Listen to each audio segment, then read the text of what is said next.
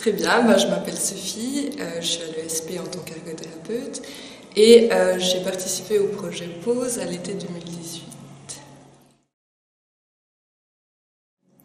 Je me suis retrouvée dans une famille qui avait 2 enfants, dont un qui était atteint d'une paralysie cérébrale.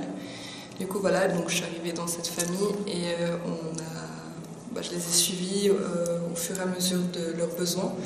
Donc, j'allais dans des sessions de 8-9 heures avec eux, où en fait je les accompagnais dans leur programme de vie, dans leurs activités et ce qu'ils avaient planifié dans une journée. J'ai beaucoup fait des moments où j'ai passé à l'ordinateur avec l'enfant qui a une paralysie cérébrale, parce qu'il aimait beaucoup faire ça. Sinon, on a fait d'autres activités, on allait se promener dans la forêt, on allait se baigner, on a fait du pédaleux. Sinon, je les accompagne aussi dans les repas, donc je l'aide à prendre à manger et je le prépare pour les routines du soir.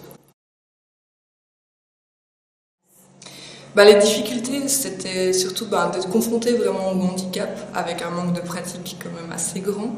Donc, c'était surtout aussi de comprendre un enfant avec une dysarthrie, c'était pas évident au début.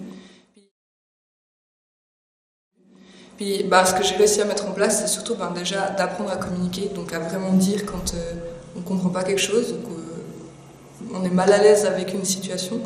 Il y a des moments où je ne comprenais pas ce qu'il me disait, donc j'étais obligée de lui en parler et puis qu'on discute ensemble. Aussi, surtout, apprendre à observer en fait. Que les choses, c'est bien d'avoir un peu de recul avant de commencer à agir. Donc de prendre la distance, observer comment les choses se font, la dynamique de la famille avant de pouvoir agir dedans. Au niveau personnel, j'ai eu la chance d'avoir eu le temps de beaucoup parler avec la maman de la famille. Et on a eu des grands sujets plutôt philosophiques sur l'impact du handicap, mais aussi le futur avec un enfant en situation de handicap. Pourquoi vouloir absolument les faire marcher alors qu'ils sont en fauteuil, plein de sujets là-dessus. Donc ça m'a vachement enrichie en tant que personne. Puis en tant que futur professionnel, j'ai pu voir vraiment la réalité du handicap.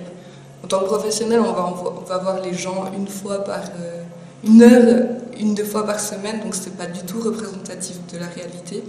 Et là, j'ai vraiment pu voir l'impact que ça a sur une famille, sur une vie. Et du coup, j'espère pouvoir, en tant que futur professionnel, prendre ça en compte et du coup écouter les besoins de la famille aussi.